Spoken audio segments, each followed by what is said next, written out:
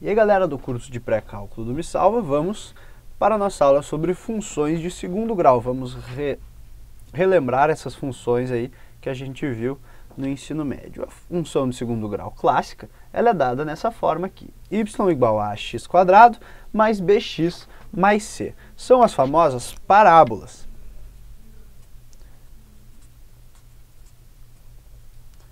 E elas têm a forma de uma boca mais ou menos um U assim para cima, ou um U virado para baixo. Esses coeficientes A, B e C vão nos dizer como é que é o gráfico dessa função. Então, esse meu A aqui, ele vai justamente dizer se a boquinha da parábola é para cima ou para baixo. Então, se a gente tem um A maior que zero, a parábola é dessa maneira aqui. Um jeito de tu pensar assim é que o x², que é o termo que manda na expressão, porque quando x é grande, os outros já não importam tanto, porque ele é sempre maior que todos. Quando x² é grande, se A é positivo, então a parábola também tem que ser positiva. Então, para x grande, y tem que ser grande.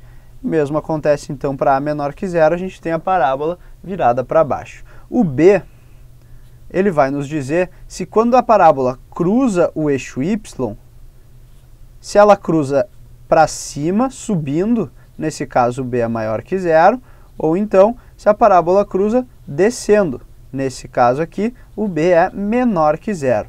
E o C, olha só, puxar uma flecha para cá, o C, ele nada mais é que o f de zero, ou seja, é o ponto em que a parábola cruza o eixo y. Então aqui a gente tem o nosso C.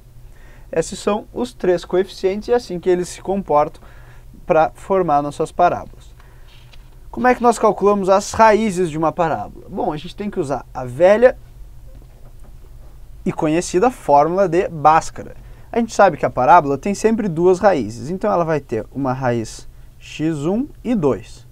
Ela vai ser dada por menos b, mais ou menos a raiz do discriminante, sobre 2a, em que o discriminante é igual a b² menos 4ac. Ou seja, se tu escreve a equação nessa forma aqui, tendo os valores de a, b e c, tu calcula todas as raízes que tu quiser. Agora, o que acontece aqui? Ó? A gente tem a raiz do delta, e nota que aqui nesse delta a gente tem esse sinal negativo. Então, dependendo dos valores de a, b e c, a gente tem três casos.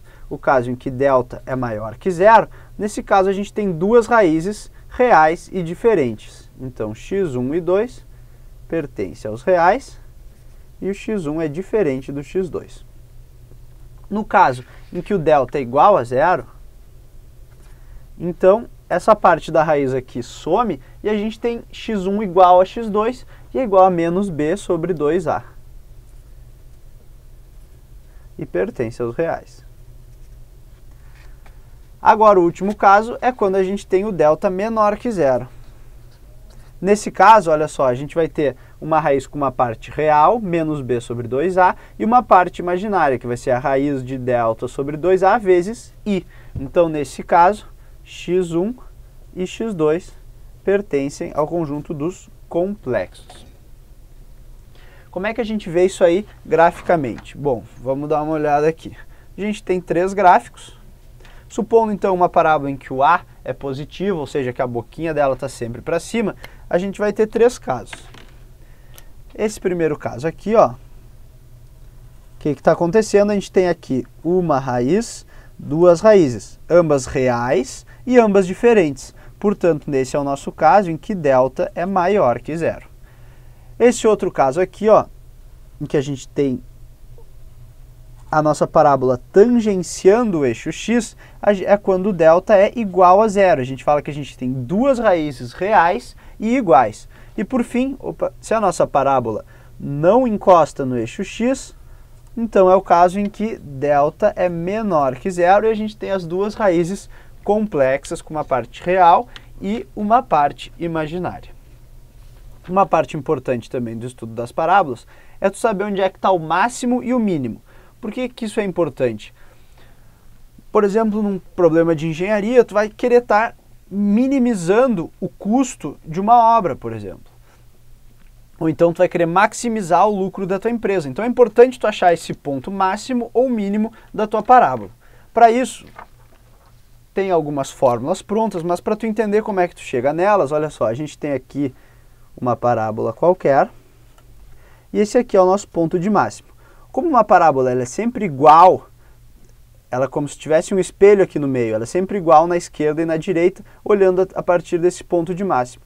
Então se eu tenho uma raiz aqui, que é x1, e a outra raiz, que é a x2, então o meu ponto xm, que é o x nesse caso aqui do mínimo, o xm nesse caso vai ser a média entre x1 e x2.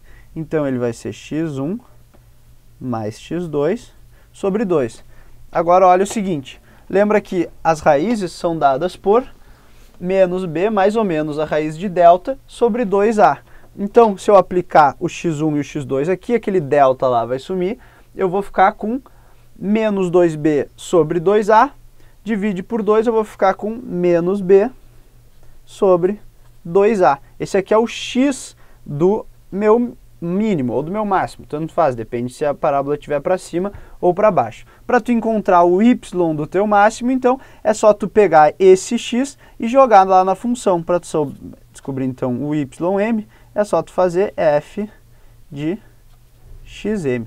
E aí, esse aqui é um jeito, se tu perceber que o mínimo é sempre a média aritmética entre as raízes, e daí tu aplica essa fórmula e tu vai chegar em menos b sobre 2a, que tu aplica na função e tu descobre o y do máximo. Então, nessa aula aí, a gente revisou as parábolas, as funções de segundo grau, e na próxima aula vamos fazer alguns exercícios para relembrar mais ainda esses conceitos. Era isso aí então, e até as próximas aulas.